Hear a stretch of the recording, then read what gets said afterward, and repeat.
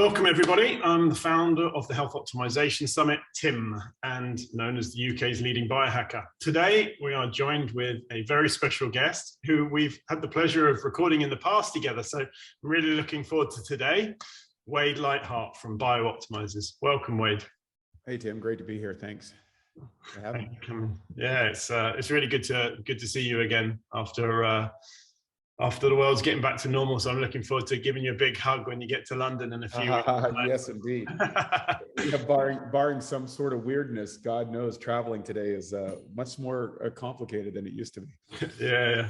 Well, actually, here it's very easy now. There's nothing, absolutely nothing at all here. So we're good. Well, I'm from Canada, so we had a few issues.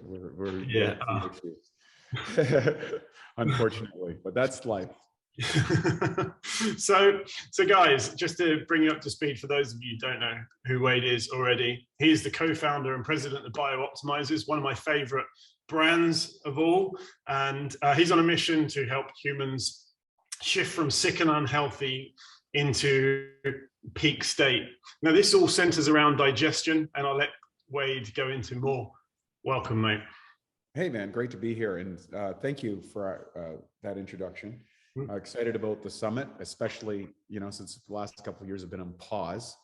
So kudos to you, and I hope all your listeners bring out a big group of people to support the message moving forward as your community founder, starting very grassroots, small, and extending into such a big event. So it's great to be supportive of that event, and we're delighted to continue to support that. That'd be great. And we've been trying to get over there for years, so it's been finally. I know. Sick to Superhuman. That's the foundation of our book. And I went from superhuman to sick and then back the other side in my early journey as a former Mr. Universe competitor who, after the Mr. Universe in 2003, I went through a massive distress. I gained 42 pounds of fat and water in 11 weeks. I went from Mr. Universe to Mr. Marshmallow. Destroyed my digestion on a performance-based diet. And there is a difference between a performance-based diet versus a health diet. And performance in my area of expertise at that time was related to an aesthetic ideal. You're trying to carve out an aesthetic idea. Now, performance could be endurance, it could be strength, it could be an athletic endeavor, but what a lot of us misidentify is that because someone may be very fit or look a certain way, that we assume that they're healthy. And in many cases, they've compromised their health in order to hit a tight window of performance. And I was lucky enough, I met a doctor named Dr. Michael O'Brien at that time, who had helped Bernard Jensen, the legendary health advocate, the guy that brought iridology back to the world, that wrote a bunch of books on digestive health, but got cancer late in his life. A lot of people don't know this, and it's in his book, Come Alive. You can actually, he illustrates the entire story, and he had cancer metastasized to the bone. He went down to 76 pounds. He was 80 years, he was on death's door. He just wanted to die. And Dr. O'Brien rebuilt him using a series of enzymes, probiotics, some interesting amino acid compositions, and he regained his health, and he wrote about it in that book, which was pretty phenomenal. And I happened to run into Dr. O'Brien, who was hosting a lecture near my town, so fortune stepped in, and his lecture was very radical. It was talking about enzymes and probiotics and raw food diets, all this kind of stuff but obviously, he was the picture of health. He had recovered from some serious illnesses on his side. He had helped the who's who of the industry. And I went to him and I said, hey,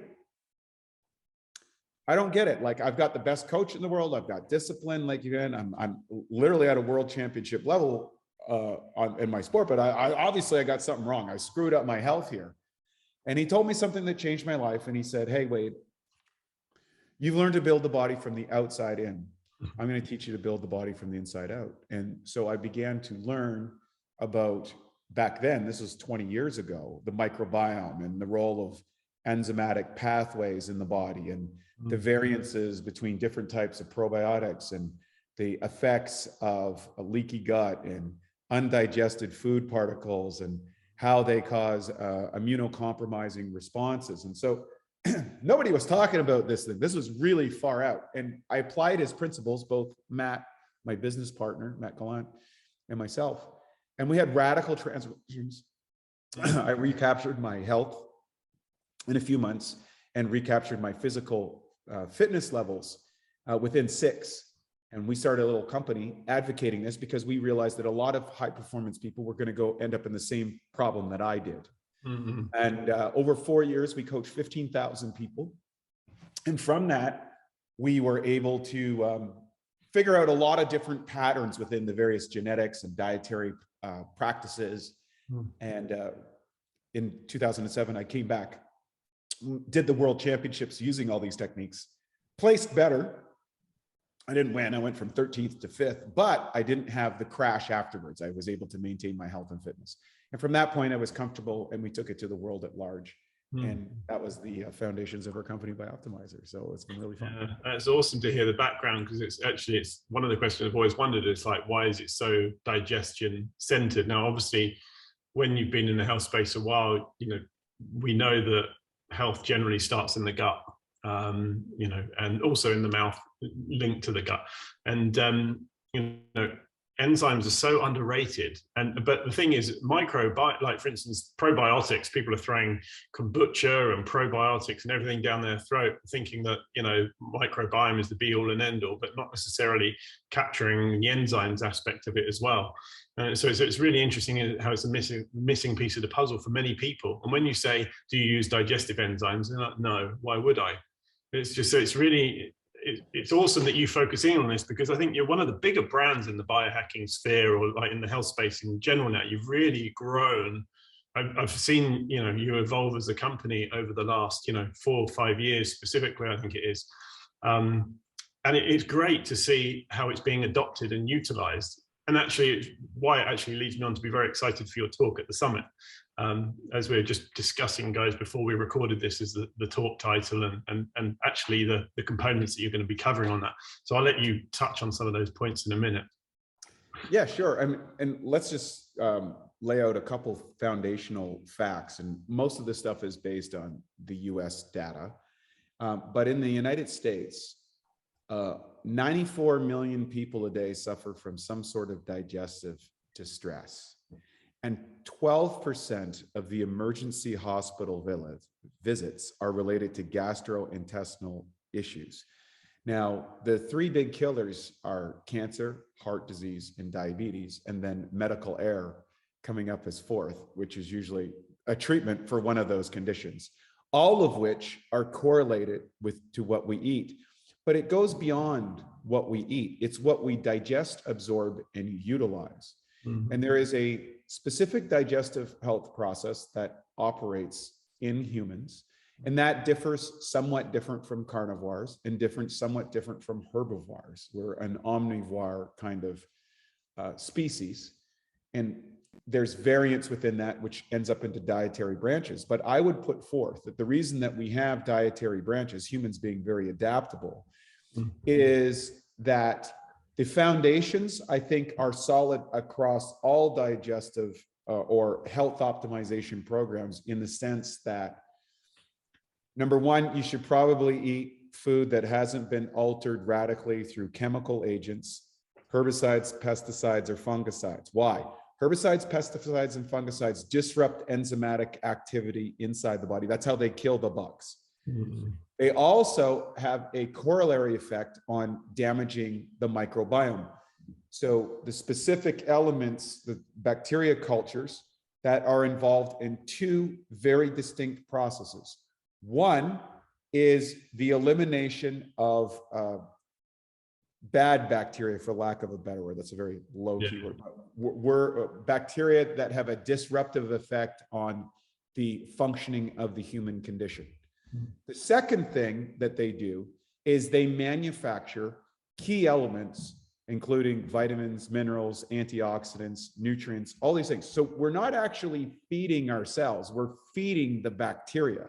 And in order to feed them, we need to be able to break down that food. And there's 25,000 different types of enzymes in the human body, enzymatic reactions. Everything from thinking to blinking is controlled by enzymes. And all species on the planet, with the exclusion of humans, eat their food in a raw, natural state where all the enzymes are present. Now, humans, we learned to cook food. And that's a great breakthrough in that it allowed us to store, stabilize, and consume more calories at a time. And that has contributed to an adaptable species far greater than any other species. The trade-off, and there's always trade-offs, these things aren't good or bad, they're just trade-offs. The trade-off is that we have to spend a considerable amount of energy manufacturing our own enzymatic activity. And so, for example, the pancreas of humans relative to other species is about 3.5 times the size per body weight. And that's largely because we eat a lot of cooked food. Mm-hmm. Now, that's fine. You go, okay, so we made an adaptive response biologically. But what is the long-term consequence of that when we start dealing with 3 generations of chemicalization, genetic modification, disruption of the microbiome, cooking of the enzymatic component, all these sort of things? Mm-hmm. And what we have, as I just indicated in the literature, the scientific validation, we've got 12% of the people going for gastrointestinal. What's going on? Well, we've disrupted our natural state of digestion with the advantages. So the pendulum has now swung the other way. The advantages of technological innovation are now actually compromising the health. And so what we're aiming to do as a company and as a research team is to be able to, hey, how do we use technology in a scientific, sensible way where we can get all the benefits of the modern world that we live in, which are extraordinary, without overly damaging and destroying the essential components that may not be identified by our general practitioner or by our health agencies who are not familiar with these elements or simply bypass them out of ignorance or other motives. And so that's what our message, and that's the gap that we fill at BiOptimizers. Awesome. I mean, as I always say, like, it's awesome. I love this stuff. It's always got a pot on the table right here on my dining table. And yeah, I think it's awesome that you fill this gap and no one else seems to have really understood it or covers it in the angles that you do. I mean, I think you tackle it from each angle. So do you want to just tell me like the angles that actually you do tackle it from? Because obviously there's the enzymatic side of things, and then there's a couple of others as well, I believe. So yeah, so for people who haven't heard this, there's essentially, you could break down digestion into 1 million different components, but there's 5 general aspects. There's 5 stages: the taste, touch, feel, sense the food. This is where your sensory organs determine, hey, this is something that I can eat.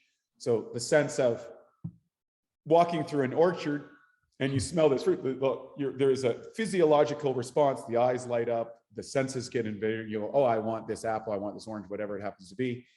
Conversely, if you buy a rotting sense of food, you're instantly disgusted. So disgust is an evolutionary mechanism, as is attraction an evolutionary mechanism to help us avoid things that aren't good for us and help us go towards things that are. Tasting, touching, feeling, sensing. You know, the average lady will go to, or guy will go to the grocery store and you feel the food. Our color vision developed out of determining the ripeness of fruits, and well as our things to identify snakes that may kill us. It's very interesting how these evolutionary mechanisms that we just take for granted, which are built into our nervous system to determine things. But in the modern world, we've kind of altered that through, highly seductive packaging, communication, chemical sense enhancers, so that we actually distort and disrupt this. And so we have to understand this. And that's why when people go to a more health-based diet, at first it might taste bland and kind of boring, but as the palate adjusts back to its natural way, many of these foods become very robust, and that which was attractive before becomes almost sickening as we retune our senses. The next phase is the chewing mastication phase, where, you know, chewing your food up, your body identifies what type of food this is, what kind of enzymes it might need, and then the food goes down the esophagus into what's called the upper cardiac portion of the stomach. So the stomach really works in 2 layers. There's the first stage, which is where the enzymes present in the food begin breaking down the food in the warm, masticated environment. Now, if your food has been cooked, there's no enzymes present, and your body's going to have to manufacture its own enzymes, and that's why people often get tired after eating, or they have digestive, or they feel bloated or gassy or whatever. But there's another piece that happens after that first 30 to 60 minutes. The food drops down to the second part of the stomach, and hydrochloric acid comes into the stomach. Now, hydrochloric acid serves 2 specific points. Number 1, it serves the point of disinfecting the food from insects, bugs, viruses, bacteria, whatever pathogen we might have consumed. Hydrochloric acid will oftentimes kill that, provided it's in sufficient levels. The second thing is it changes the pH of the mixture, which will activate some enzymes and deactivate others, which is very important, in particular relative to protein absorption. Certain amino acids need to be cleaved at that point, or you will not fully digest your protein, which can, and I'll lead to where that can come into problems later.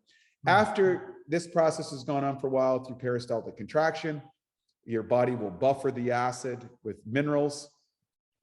It's a very important part. And then the food will travel into the intestinal tract, and there your microbiome, the summation of the good, the bad, and the ugly bacteria in your body, will then work. And I always say there's 10% good, 10% bad, 80% opportunists. Now these microbiome, and there's hundreds of strains of bacteria, there's approximately 10 times the amount of bacteria in your body than you have cells, with a massive amount more of genetic material. And these bacteria, number 1, they register immunosystem response, they fight off pathogens as well. They also manufacture key antioxidants, key nutrients, and they are involved in the transport and conversion of whatever food material we have into essential units. Now, after that, we have peristaltic contraction keeps going, and we have the elimination process. And people who are having problems with their health oftentimes have some area compromised in their digestive process. Either they don't have enough enzymes present relative to the food they're eating, they have low levels of hydrochloric acid, they have improper mineral reserves, which leads to duodenal ulcers and things like that. You can get acid reflux and heartburn from not enough hydrochloric acid, indigestion. And then bacteria cultures, if you start getting chemicals in there, you get leaky gut, damage, you know, which has now been proven. I think it was Harvard came out with a study that said everybody in North America has some level of leaky gut. And that was poo-pooed 20 years ago, but now it's a proven entity. And that undigested protein gets into your system and causes an inflammatory response. Your immune system says, uh-oh, we got a pathogen. And people start catching every little disease, or they have inflammatory conditions, brain fog, all that sort of stuff. And so all of those things are traced to our gut, just like the father of modern medicine, Hippocrates, once illustrated so many hundreds of thousands of years ago, I guess now. I mean, that's really awesome. And I think I just want to say that the way you covered that, it's really beautifully said. And for people watching this doesn't necessarily know that when you're stressed, you don't necessarily produce as much stomach acid, which can then make you more susceptible to stomach bugs or bacteria and viruses and things like that. And then if you're eating crappy food, especially processed food with no enzymes in it, so not only are you not getting the stomach acid, you're not getting the enzymes. And then if you've had antibiotics or you eat non-organic food and stuff, you then not got the bacteria balance, and you probably got leaky gut. How the hell are you supposed to be healthy? Now, as you were saying that, I was thinking, you know, these things knock together really well. But the interesting thing is and it makes me understand BiOptimizers even more now from you saying this, because obviously I know that you do P3OM, which is the specific type of bacteria, which we touch on in a minute. You do the masszymes and various other enzymes as well, like the gluten guardian, which actually pretty much all of the Health Optimization Summit team use gluten guardian, FYI. But also you do the magnesium, which is like 7 types of magnesium in one. And obviously magnesium is involved in, I think it's around 400 processes in the body. So it really explains how the mineralization, the right minerals, the enzymes, the bacteria, and all of these things come together, and boom, you have Biooptimizers. It's actually really nice to hear it. Yeah, I mean, we're one of the few supplement companies. We actually have a partnership with Birch International University in Croatia. We have 13 PhDs and master students. We funded the university with an HPLC machine, which allows us to do specific tests to see the various effects on what happens in your gut. What happens when you take this enzyme? What happens when you give a probiotic, this type of prebiotic versus this type? Does the probiotic impact gram positive? Does it impact gram negative? What antioxidants produce? What happens when you feed it various minerals? And at the event, we're going to be talking about what the latest scientific digestive research from our team has shown, and some critical elements that will allow you to optimize your microbiome.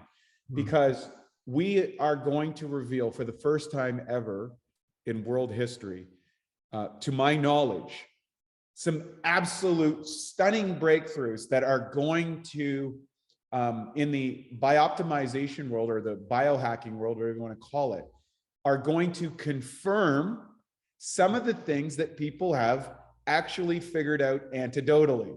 In other words, if you've been running this, we're also going to be able to confirm some things that you can do if you don't know, to get the most out of whatever probiotic you're doing, or how to select the right enzymes, or what prebiotic foods, depending on what diet that you're on. And I will also reveal that we've just signed a deal with a major publishing house here in the United States to actually reveal why dietary tribalism has occurred, and how that's related to the digestive health system, and how you can optimize it and avoid all the fighting that happens between the various branches of dietary programs. Yeah. Awesome. I want to sit in on it. I want to be in on that talk. I'm glad we're recording it because it's going to be a busy weekend for me. So just to go back to, I guess, the bacteria element that we just touched on with the P3OM is the name of the bacteria strain that you guys have. Now, is a single strain enough? So, depends. And you go, well, that's a very ambiguous answer. We actually have 3 different probiotic formulations. P3OM was the first patented probiotic formula that we produced. And the reason that we did that is we knew that undigested proteins inside the intestinal tract was what was causing much of the inflammatory based conditions that people were suffering from. So we worked in conjunction with Dr. O'Brien. And what he did is he took a strain of L. plantarum OM, which is a very robust strain to begin with, and then put it in a toxic soup. And in order for the probiotics to survive, he ran a sine wave through this solution. And somewhere between 2 and 3% survive this. But during that process, they mutate and they develop unique characteristics. And we put what the patent is on our site. I can't say this online because they'll shut me down. It's that good, but we do have a US patent that what this particular strain does. And that was our first probiotic strain that we brought to the market. Since that time, we've developed a couple of other strains, like, for example, Biotics, which are the bacteria cultures that are involved in manufacturing the neurotransmitters, particularly serotonin, which 95% is made in the gut. So people who have low moods. And we had another strain in Biome Breakthrough, which is another different set of strains in conjunction with IGY Max, which repairs leaky gut. And then we've been able to test that in our lab at the university to actually prove these things. Because here's the big reveal and why we're so motivated and driven to solve these problems.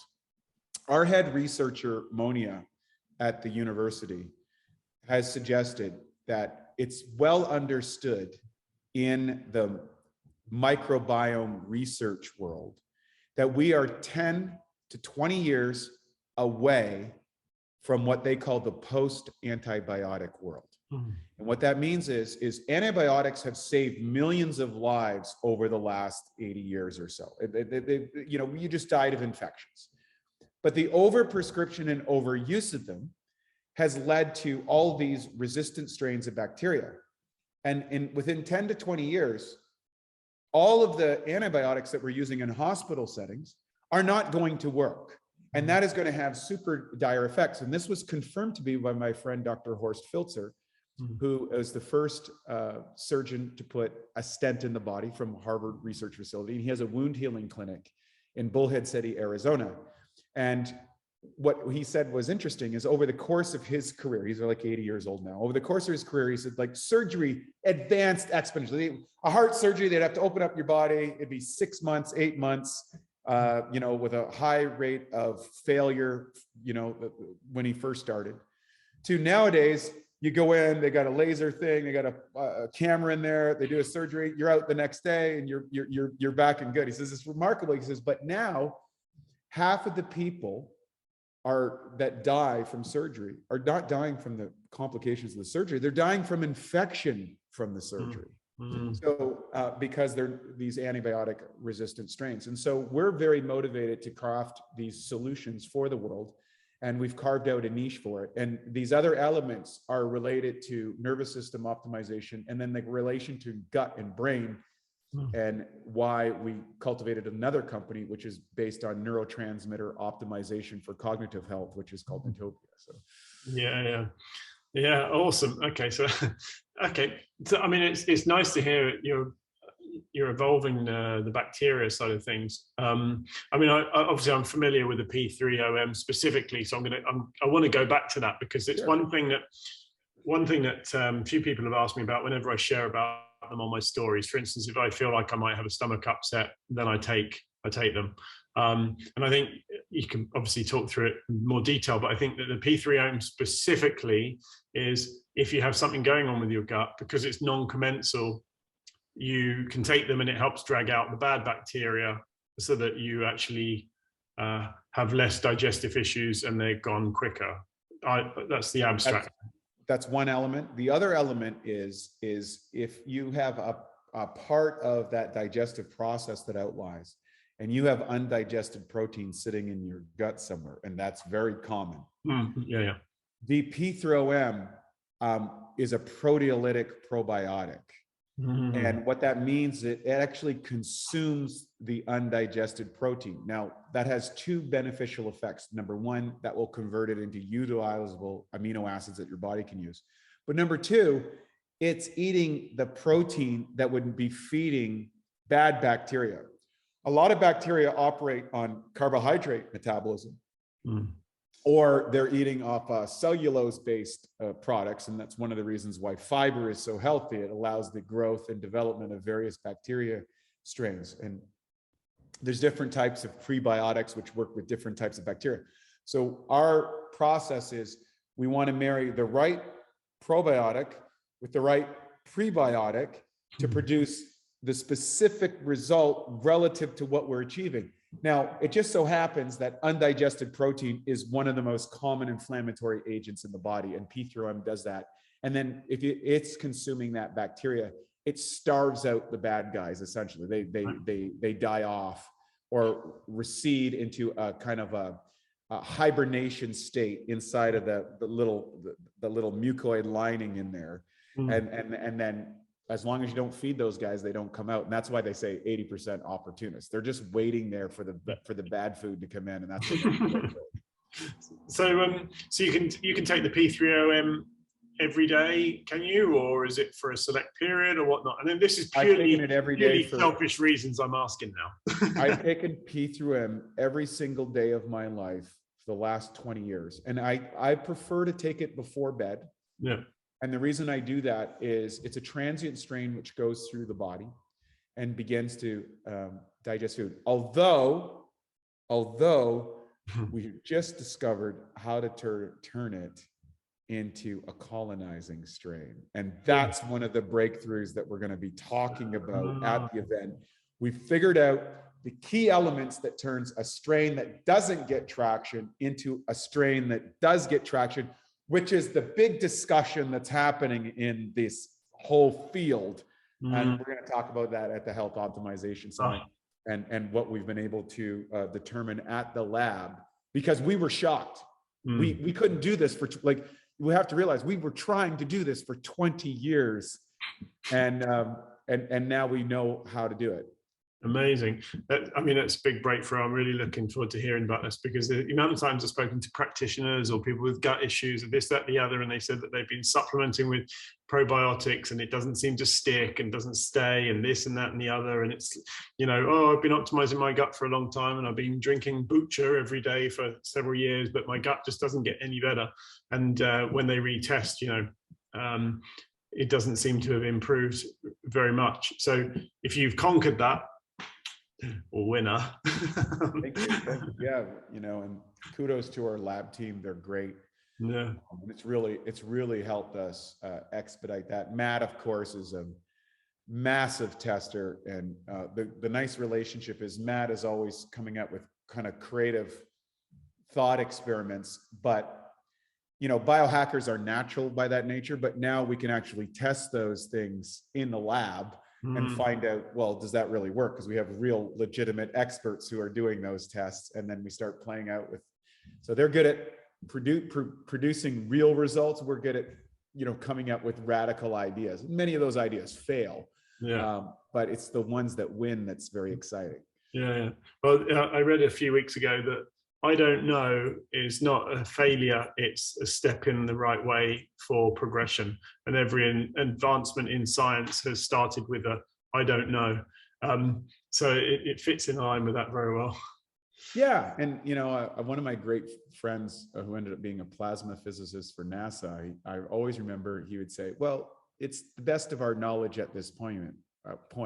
Yeah. And, you know, the Heisenberg principle is there are no absolutes, but it is the next step in that chain. And that's why you do science. And if you can replicate that, and then you can produce the result. Now, biohacking is very interesting because it's kind of like clinical self-experiments using elements of observation and performance parameters, as well as testing programs to kind of create feedback loops. And so we're kind of the emergence of observational clinical experience on an individual base in a collective community, which is sharing information, much like the scientific community shares information under a certain set of parameters. Biohacking is the emergence of tech, science, and experimentation for, you know, living our best life. And that's, you know, it's not perfect, but it certainly beats belly aching at home and, you know, being a penned animal from the pharmaceutical, political, industrial complex.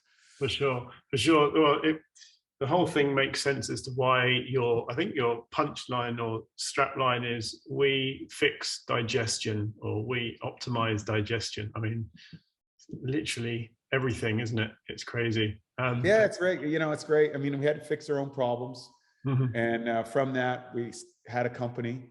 And then from that company has allowed us to contribute to the body of research. And it's been a long, long journey.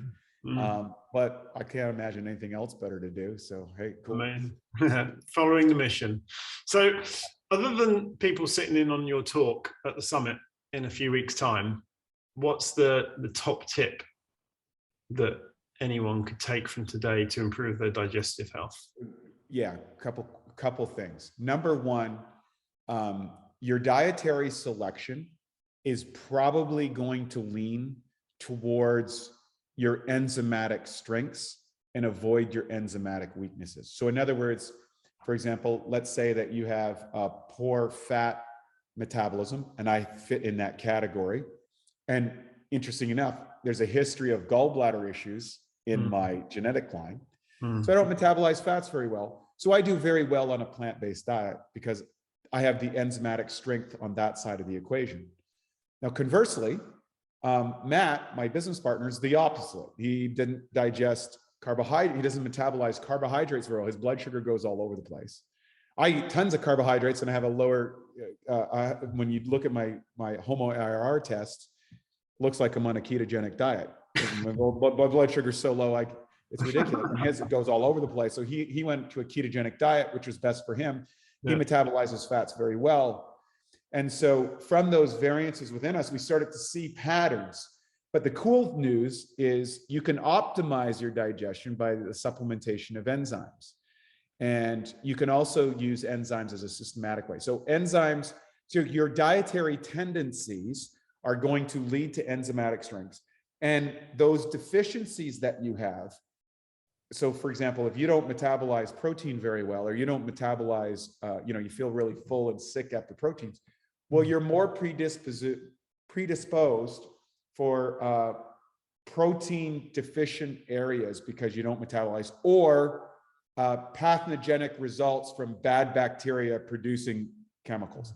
Yep. Same thing with fats, same thing with carbohydrates, same things with plant matter. If you can't do plants, it's, the cellulase stuff, you probably be subjected more to heavy metal elements, for example.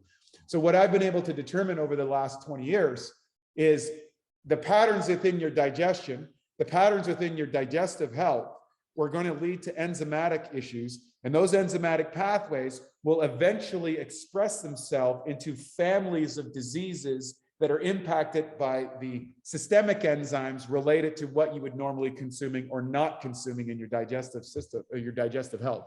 And so that's our grand universal theory of diets, is going to be espousing the variants within that, which our book will be out early next year. Awesome. So just to touch on that very quickly before we wrap up, Wade, is when someone says, for instance, oh, I don't do well with plants, that's because they're not having the right enzymes to deal with it. And if someone says, I can't eat meat, it's too heavy for me, it's because they haven't got, so that would describe you and Matt quite well in those two extremes. Exactly. So, proteolytic enzymes are probably deficient if you don't have much protein, or you have a dysbiosis of bacteria, which are, you got a lot of bad guys that are in there feeding on the undigested proteins, and there's probably a combination of the two. And on the plant side, it's various types of cellulases that you don't have access to in your body, and you don't do plants very well. So the answer is, find yourself a bloody good digestive enzyme to go with your food, and take the digestive enzyme without food, so it becomes a proteolytic systemic enzyme. And come and see your talk at the Health Optimization Summit on May 28th. Yeah, I can't wait to drop a couple of these reveals. I think the audience is going to be impressed. I know we are, and we're super excited, and it'll be the first time we reveal this. We'll be at the Health Optimization Summit. Really looking forward to it, mate. Well, thank you very much for coming on today. So just to let everyone know where you can find Wade and the supplements and everything, it's at BiOptimizers.com, and that's optimizer with a Z, not with an S, because we're awkward and we're British. And it's the same with Instagram and the same with Twitter. And you can get to see Wade live in a few weeks' time. So thanks very much for coming on today, Wade. It's been really nice to catch up with you again. And looking forward to seeing you in a few weeks' time. Thanks, Tim. Appreciate it, and best wishes at the event. I'm hoping it's going to be just an absolute, as we say over here on our side, a barn burner. That means a lot of people coming out in a real exciting time that we all remember. Yeah, thanks, mate.